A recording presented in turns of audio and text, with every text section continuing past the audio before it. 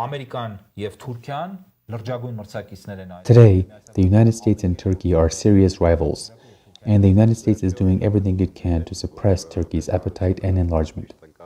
I would like to bring the latest example so that the public has a good understanding and stops using the term ally. The current fall of the Turkish lira is the consequence of the actions of the United States. The dollar is rising in Turkey, right? And now, citizens of Turkey are holding large protests against Erdogan and demanding his resignation. And I think this wave of protests will rise higher, and much higher compared with the wave of protests that were taking place against Abdullah Gül. I would like to say something that will sound shocking and something that people might not understand in the beginning, if the phrase is cut off from the context. But I will say it and explain what I mean.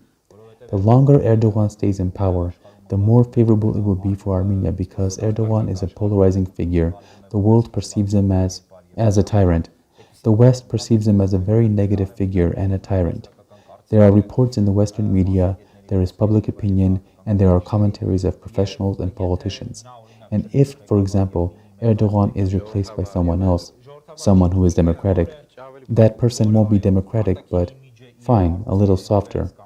Yes, that person will shape his external image or will have shaped his external image in such a way that, well, for example, if Turkish Defense Minister Hulusi Akar, who you talk about, or head of Turkey's National Intelligence Organization Hakan Fidan, who are among the potential presidential candidates and are on top of the list, if either one of them becomes president, the situation in Armenia may become complicated because Akar or Fidan can sell to the West the idea that Erdogan is no longer the president and that Turkey will be more restrained and will no longer pose a threat to the West. Turkey will behave well.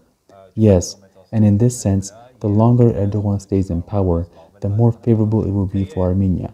And the West and the United States will increase pressure on Turkey, and Turkey won't be able to deal with the absorption of Armenia, even though the United States knows very well that no matter who is in power in Turkey, Turkey has irreversibly returned to the roots of the ideology of the Ottoman period, which implies that Turkey will expand and become a powerful empire that will become the rival of the United States in Europe.